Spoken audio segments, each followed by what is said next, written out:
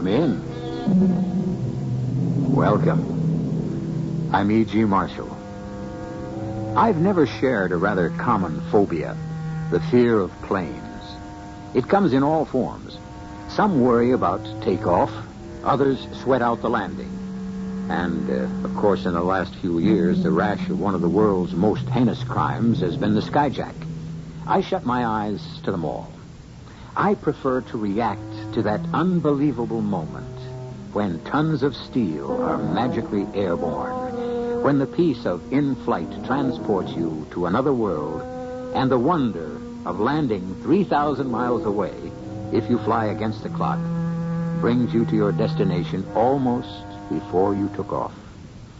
Still, there are times... This is your captain, Deacon Barnett. We will be traveling for the next few hours till we reach New York over water. We soon will be flying at 35,000 feet. Weather's clear. We should expect a smooth flight. Our ETA, estimated time of arrival Parsons. at Kennedy Airport, Jolly green is coat. 8 a.m. Angie, get that glorious rear end of yours up front on the double with the manifest. Only do it as gracefully as you know how, and don't upset anyone. What's wrong, Scotty?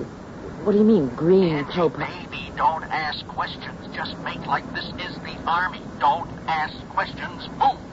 We are in mucho trouble. And don't forget that manifest.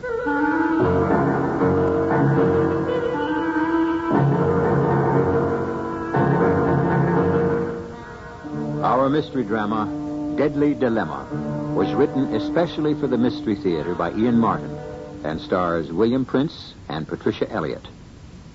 To the Mystery Theater on WABC.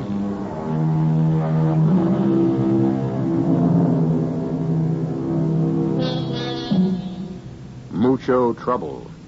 Flight 801 out of a small South American republic whose struggle to be born has kept it much in the news.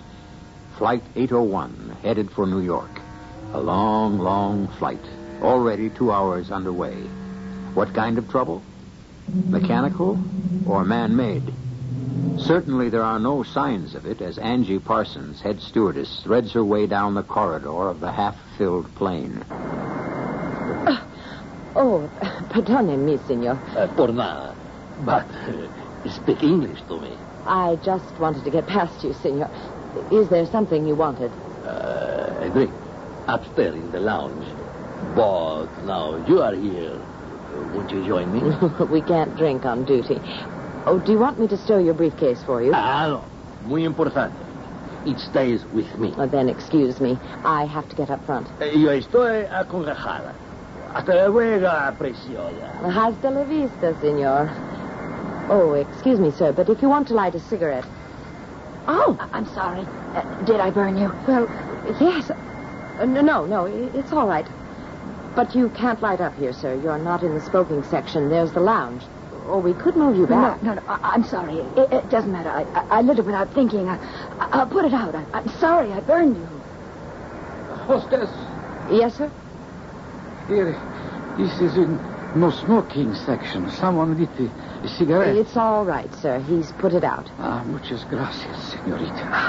I hate to complain, but I am a doctor, an obstetrician. And my patients don't like it either. Besides, I have asthma. Excuse me, hostess, but do you think I could get a glass of juice? Or water would be all right. You travel first class, sister. The least you can do is have juice. I'll send one of the other girls with it. Now, if you'll excuse me, the captain just called me to the cockpit. Oh, I wouldn't want to be any trouble. Oh, no trouble.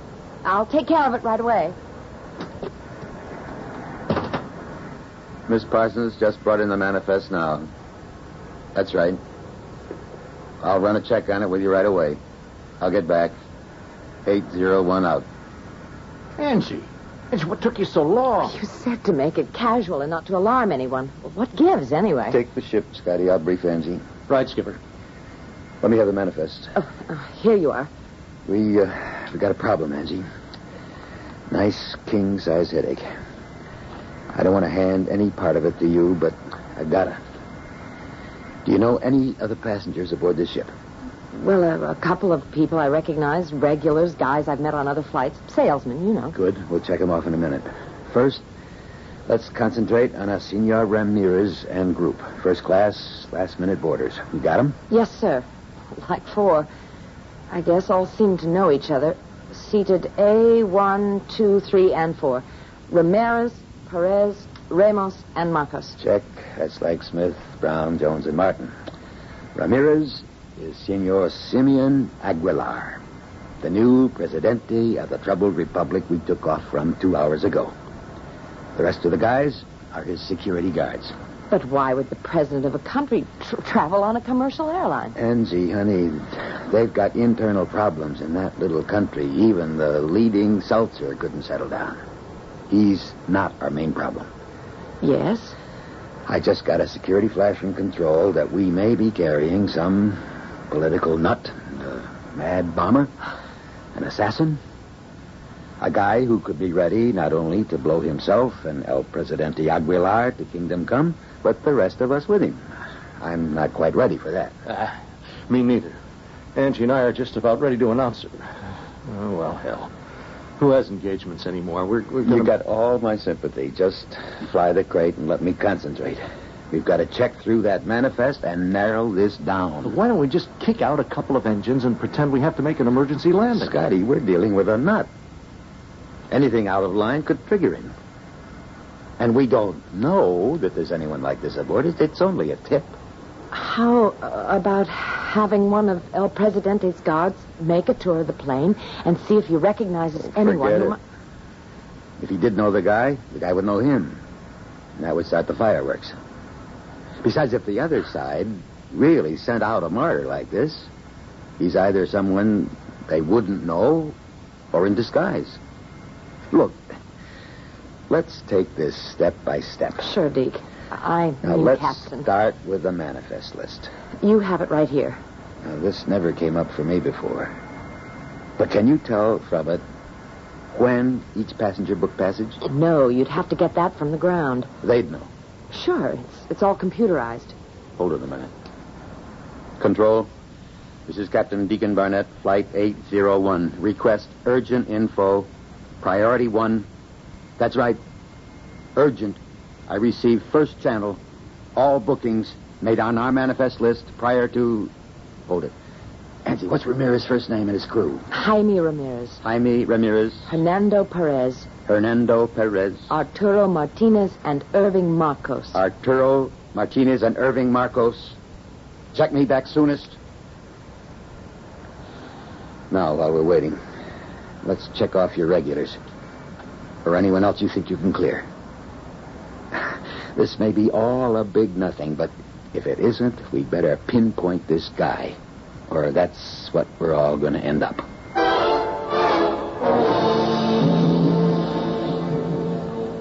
Thanks, O.B. I'll be in touch. And for heaven's sake, you keep in touch with me. 801 out.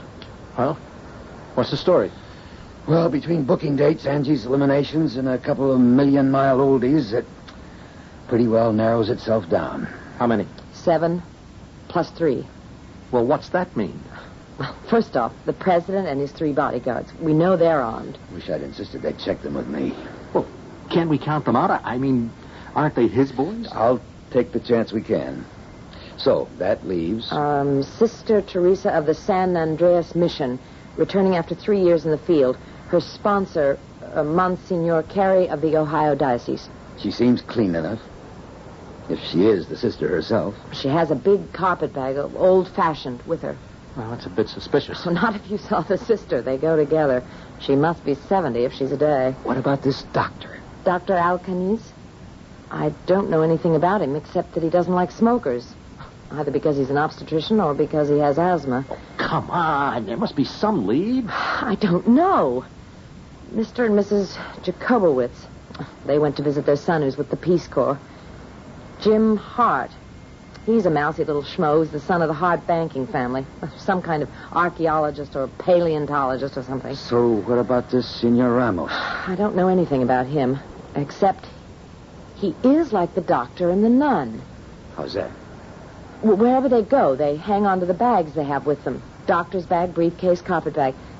which doesn't necessarily signify anything. No, not under normal conditions. Except, if you had a bomb, you wouldn't move anywhere, would you? Without having it exactly to hand. I don't know. I never had a bomb. Well, where do we go from here? Yes, that's my little red wagon, as my father used to say. I'll check him out. How? I don't know. Very carefully. How long would I have, do you think, if this scare is for real? Not over half an hour. I mean, if I wanted to total this plane, I'd do it over open, deep water, like about half an hour from now. Now, I'm leveling, Angie, because what else can I do? You couldn't just deck us or make some sort of deal? No, this isn't a skyjack. This is, as my Nebraskan father used to quote from the good book, Armageddon. This man means to kill. And he expects to die in the Gotterdammerung. Like Hitler. If he exists. Let me remind you again, this is only a tip, but we don't know for sure. Then what should I do, Deke? Okay. I'll level all the way. I'm sorry to dump this bath of blood on you, Angie, but I can't do it. I'm too obvious. Same goes for Scotty, or any officer. You're just going to have to hunt them down one by one. Well, I think we could narrow it down a little further.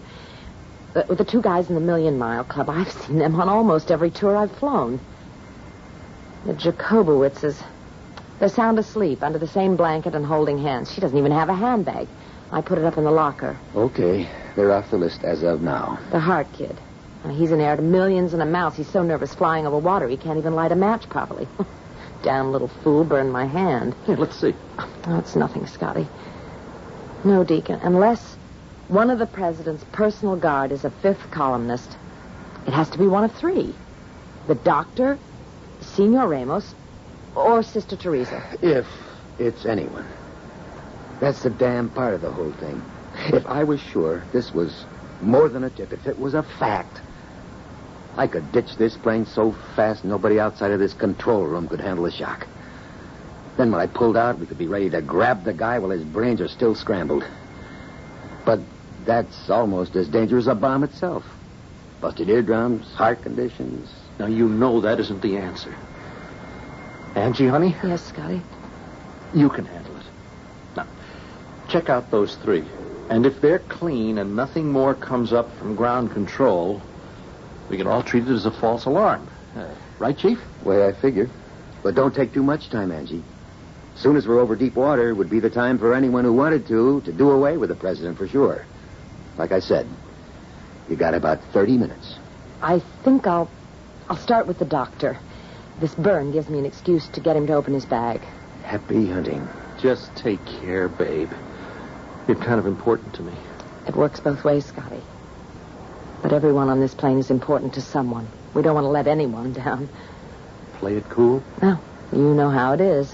It's always jitter time when you visit a doctor. I just wish I had a better reason to see this particular obstetrician.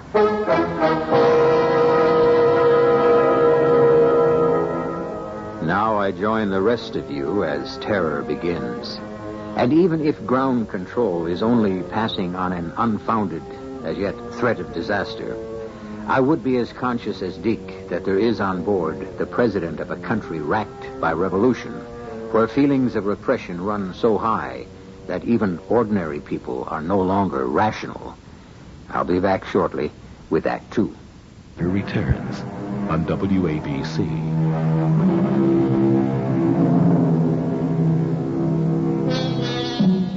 The human being is a remarkably adaptable animal, but you can only adapt to what you know. How do you adapt to a situation which may not even exist? Which is stewardess Angie Parsons' problem as she begins with Dr. Salvador Alcani's obstetrician and possibly the opposite of his chosen profession, possibly a man with some kind of bomb destined to have nothing to do with birth, but the sudden and terrible death of nearly 100 human beings. Everything all right, Senor Medico? Senorita, you are very kind to single me out. It's my job. Can I get you anything? No. No, I must find my own way from now on. I beg your pardon? Of course, that is a strange-sounding statement. I must explain. So I don't want to. I have just lost my wife of many years. Oh, I am sorry. You are muy simpatico. I knew that the moment I came on the plane. Why don't you take that heavy bag off your lap? Put it beside you on the seat. We have plenty of space. I suppose it is very foolish. Hang on to it as some kind of symbol. A discredited one. Beg pardon? The symbol and remaining function of all my life. Why? The secrets one divulges in the clouds of the night. My wife died of cancer, and all our skill could not save her. I am sorry. And so am I. But that will not bring her back, so I aim to work at destroying that and the other ills of society. That brings me to your country for my own personal reasons. What reasons? Those I keep to myself. Why don't you let me take your bag and make you a bed across these 3 seats? You could sleep or rest. No, I cannot sleep or rest. And the bag, I hold on to. But you mustn't waste any more time with me. As a persona, I am nothing. As a doctor, I see only a magnificent specimen, a most beautiful woman in the full thrust of her health, as the young should be. Oh, the young can get in trouble. You? Year before last, I was skiing. I hit some powder snow on a downhill run, dug in, and broke the ulna bone in my leg. I'm sure it healed as good as new. Better than this burn on my hand, which one of the passengers gave me accidentally. Okay. But, let me see. Ah, see, that is a nasty little burn.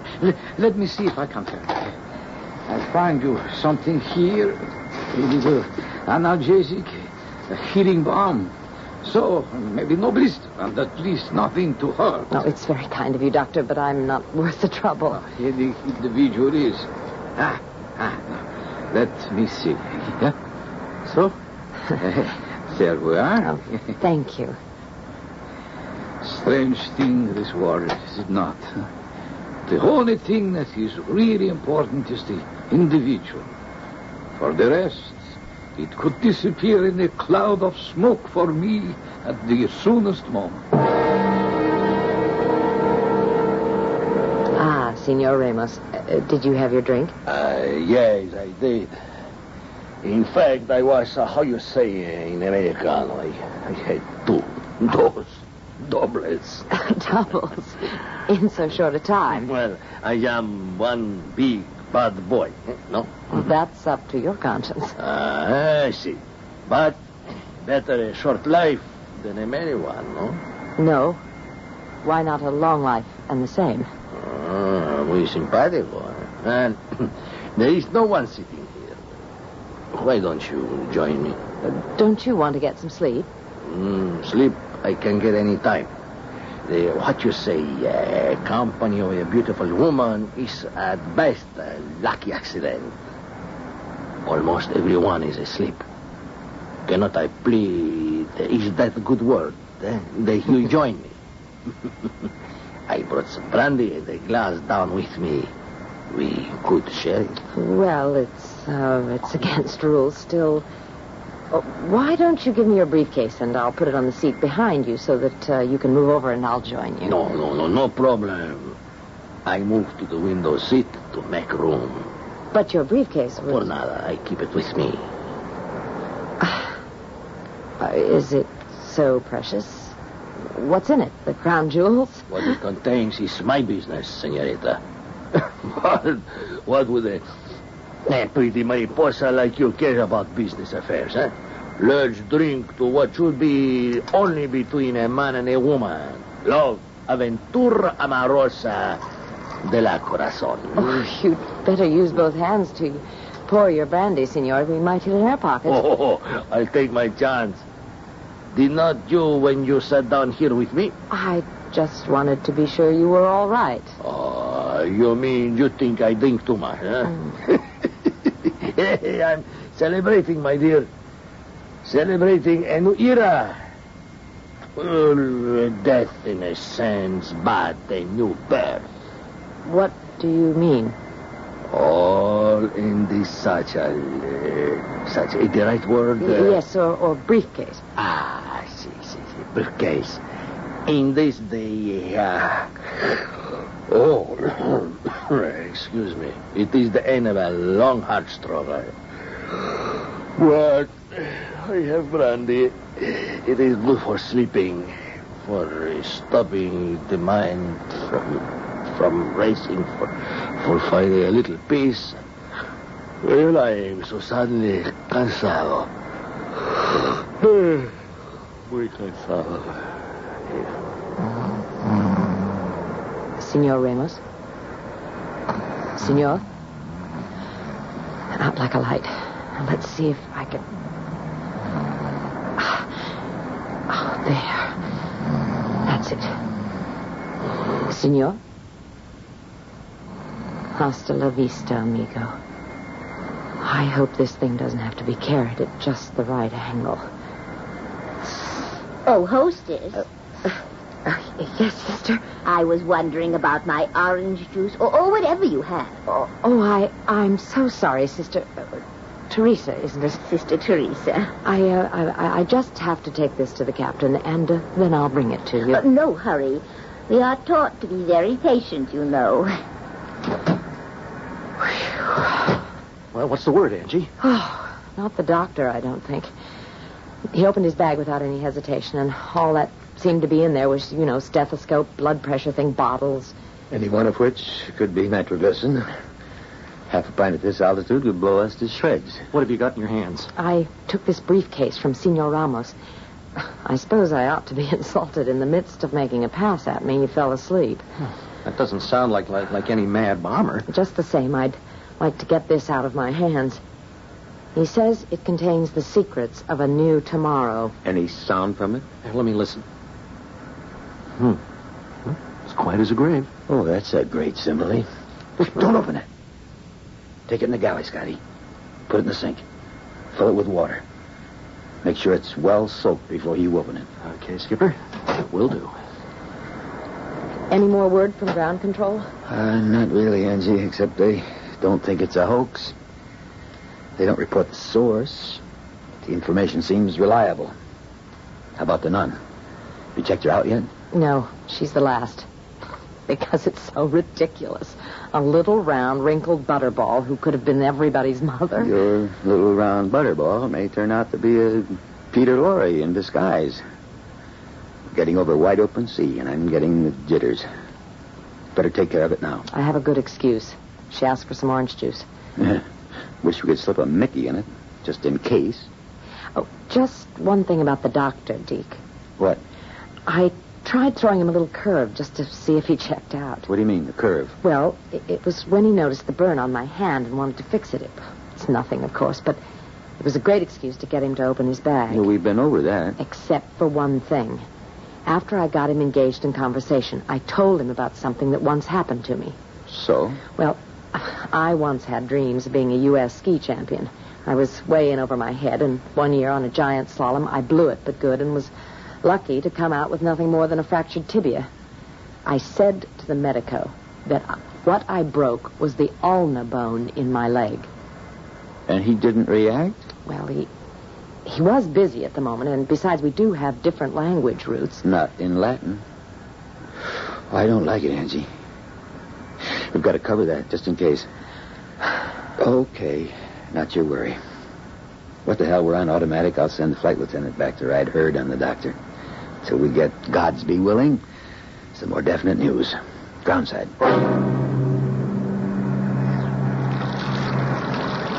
How's it going? Well, what do I answer to that, honey?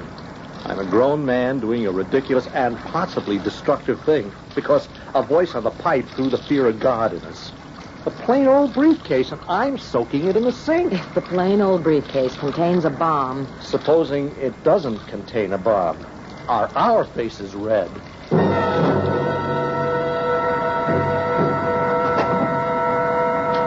Scotty, what's the word? Well, the airlines are going to have one plenty mad customer named Ramos. What do you mean? Ah, the poor guy. His briefcase is filled with nothing but blueprints and a mock-up of a new kind of sailing vessel that doesn't use a helm. No rudder? That's right. It's a main centerboard plus a rear centerboard with a kind of a tiller that controls both. It's pretty hard to tell. It's all washed out after the soaking. Well, never mind that now. Airline will compensate him. Maybe back him. Who knows? The big deal is that this rules out him as our bomber. Too right. So that narrows it down to the nun. If that's what she is. Well, I guess, unless the doctor has some nitro in a bottle. Oh, you can rest easy about him. I sent Billy back to sit behind him. Can't make a move without Billy laying a hammerlock on him. But how about Angie? She seems pretty well able to take care of herself. Especially with a nun. Unless the nun isn't a nun. Deke, what the hell am I going to do? That's my girl out there, and there are 84 people on this plane. Knock it off. I have some dependents, too, beyond our passenger list. And who wants to get killed in some senseless way that has nothing to do with any of us? I want you to take over the ship. We're going to take a small deck cruise and see how things size up. Why can't I do that? Because your girl is right in the middle of this. It's just the point. You're too closely involved. But we've been a team a long while, Scotty. You let me handle this. I won't let Angie come to harm, any more than you would. I guess you're right. There's nothing like a neutral observer when you don't know whether a war is in progress or never had to happen at all.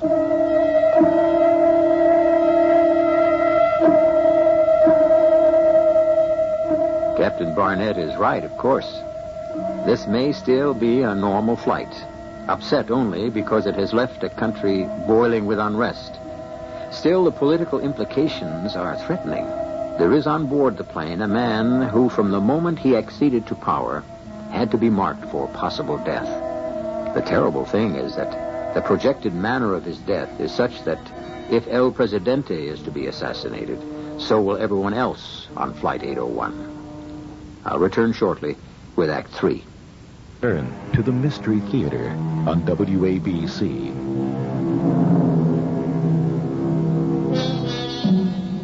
Half an hour out from the South American continent, headed roughly north-northwest for New York, Flight 801 cruises serenely at 35,000 feet. Almost all her passengers are asleep, and under normal conditions, half her crew might be. But this is a special flight.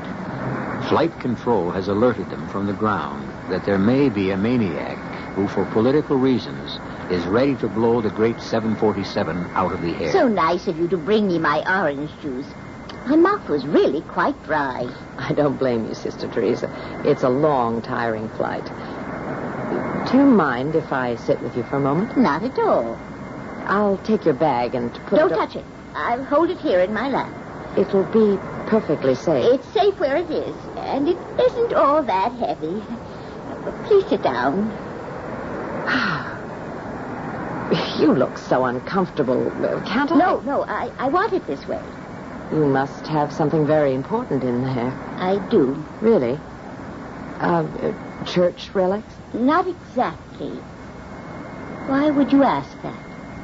Well, you have been with the mission in South America. I thought perhaps you might have discovered some relics to bring back with you. I mean, since you're so protective about the bag. Relics? Yes, in a sense. And I am protective about it. You're going back to New York? Oh, dear me, no. My diocese is in the Middle West. I imagine I'll be assigned to Cleveland. For heaven's sake. I hope so. No, I didn't mean that. It's my hometown. I was born there. You know Cleveland? Oh, yes. I spent several years there before I was sent on my mission. On the east or the west side? On the east side. Anywhere near Cleveland Heights? Why do you ask?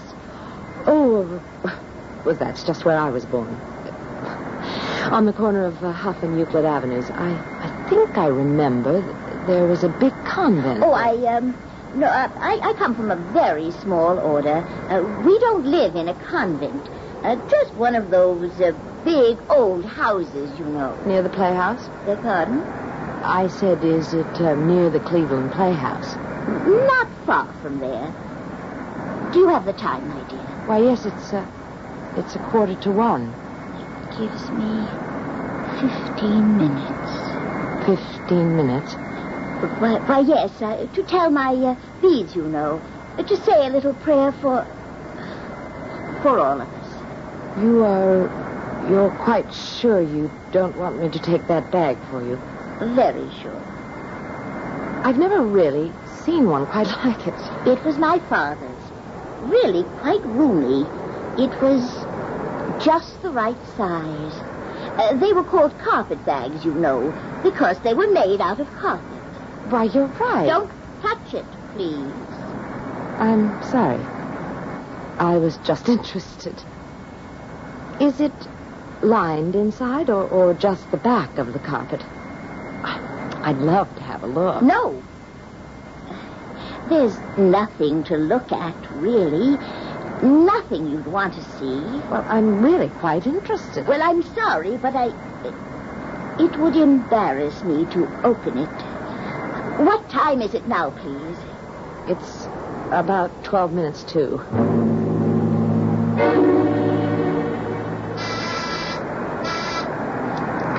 Cockpit, co-pilot speaking. Oh, this is Deke, Scotty. Everything all right with you? Steady she goes. Where are you? The tail galley. Any further news from ground control? Not a peep. What's doing out there? Your girl is talking to the nun up in first class.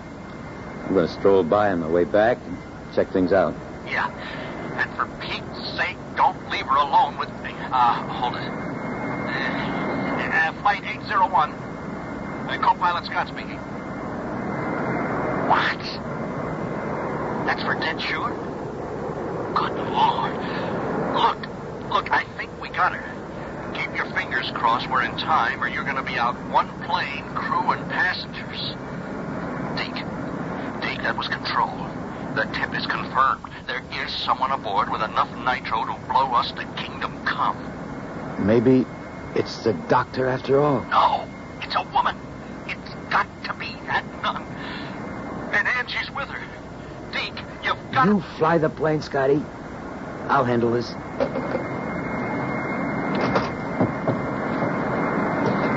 Anything wrong, Captain? No, just stretching my legs a little. Are we over deep water now? Yeah, just passing over the Antilles. We'll be in about 10 minutes. Don't be nervous. I won't be. Oh, what time do you have? 11 minutes to 1. Why don't you put your bag under the seat and take a nap? Oh, excuse me. I'm needed up front. Bill. Yeah, Captain. Don't say anything. Just follow me and back me up, whatever I do. Close the curtain, Billy. Hello, ladies. Oh, Captain. The sister and I are having a nice little chat. This is Sister Teresa. Hello. Our captain, Deacon Barnett, and our flight engineer, Bill Stokes. Hello. Pleased to meet you, Sister Teresa. Yeah, me too, man. Well, we don't often have the pleasure, and may I say the protection of a nun aboard? I don't very often get to fly. And this is the first time ever in first class.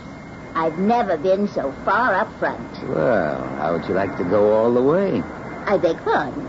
I meant, how would you like to be our guest in the cockpit and see how we fly one of these monsters? Oh, that would be very exciting. Well, then, consider it an invitation. Here, I'll take your bag for you. Oh, no, I couldn't leave it. I'll watch it for you. I'm on a rest break anyway. No, I just carry it myself. She's very attached to it, and she says it isn't as heavy as it looks. Oh, very well. Whatever the sister wants. We old ladies get so set in our habits. Oh, what time is it? 10 minutes before 1. It'll have to be just a short visit. I must be back in my seat by 1. Well, whatever you wish. Bill, if you'll escort Sister Teresa, Angie and I will follow. I'll go first, Captain, so I can open the door. I'm following you. She's got some kind of box in that bag. It's her. Control's confirmed. When I grab her arms, get that bag away from her. But don't open it. Okay? Roger. Let's go. Oh, my. All those instruments. It looks as though there would be enough to take you to the moon and back. How can you ever... What are you... Grab the bag. Kenzie, over, Bill. No. I got it. Don't. It just came open. There's no catch on it. What's inside? Oh, it's an animal carrier. Oh, there's a cat inside. I can see it. Please, Captain, you're hurting me. I know it's against all the rules, and I'll have to do penance for it. But I couldn't think of poor Tommy riding back there in the luggage compartment. 20 years we've been together, Tommy and I had to have him with me on his last journey. Besides, I wasn't sure the air people would allow him on the plane at all. Oh, why not? Because he's dead, you see. He passed away to his final reward before I ever got him on the plane. I was taking him home to bury him in our little convent garden. All the nuns loved Tommy, and he did them. He'd want to be near them. A dead cat. Oh, it'd be funny if... What the devil are we going to do now? Maybe I should have taken poor Sister Teresa back to her seat instead of sending Bill back with her. No. I need you to go over that manifest with me again. Scotty, got a cigarette? Oh, yeah, here. Thanks. I'll light it for you. Hold. Here, give me those. Women with matches are a positive menace. What do you mean? Haven't you ever noticed? A man always strikes a match towards him. Women always strike them away from him. I've got more spark burns. What is it, Angie? What's wrong? The burn I got from the guy who's listed as James Hart. That's the way he struck a match, away from him. And come to think of it, he has a kind of strange voice. He could be a woman. I think Angie's got it, Deke. Yeah, he was just asking me when we'd be over deep water. Look, gotta work fast. Scotty, are we on automatic? Yes, Skipper. Give me one of your socks. How do I... What? Don't ask questions. Angie, get me a bar of soap. Okay. I'm not taking any chances. Man or woman, I'm gonna cold cock that bird. We can apologize later if we made a mistake.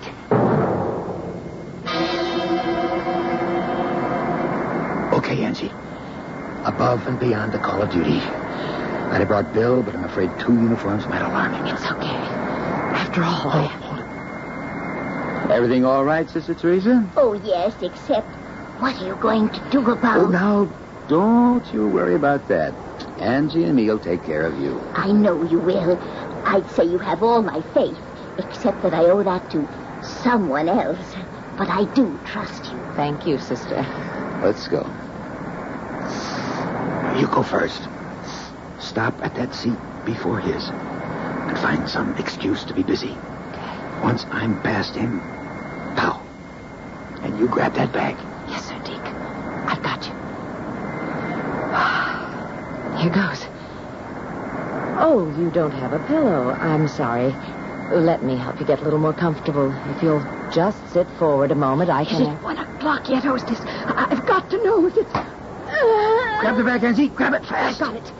How about him or her or whatever it is? Out like a light. You didn't. No. That's the value of the sock pacifier. It just sends you off safely for a short while to never land. Well, better her, him, than all the rest of us.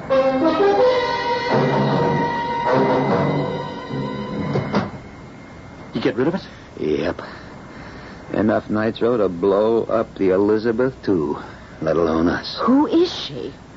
She's Hart's twin sister. She belongs to some way-out organization.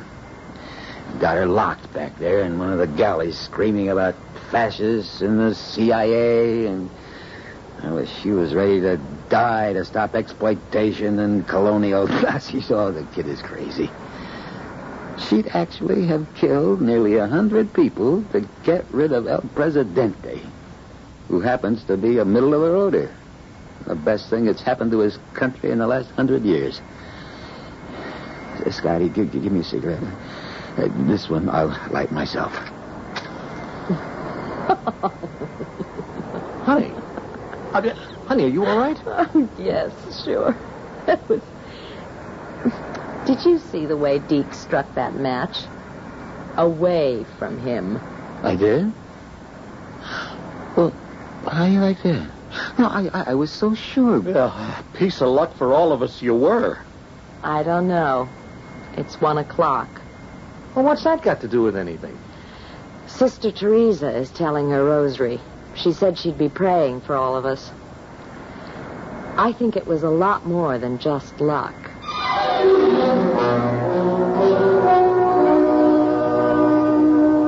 Chance or the positive power of prayer. Figure it how you will.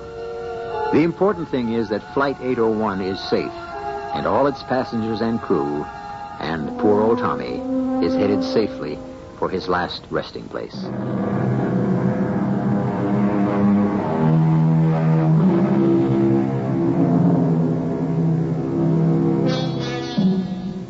Felicia Hart received a suspended sentence and was remanded to a psychiatric institute where there is some chance that she may make a recovery. At least she identified the group of revolutionaries who had talked her into the terrible act she might have committed. Their organization was disbanded and the members banished. Scotty and Angie were married, with Deke as best man. Oh, incidentally, Deke Barnett has given up smoking for good.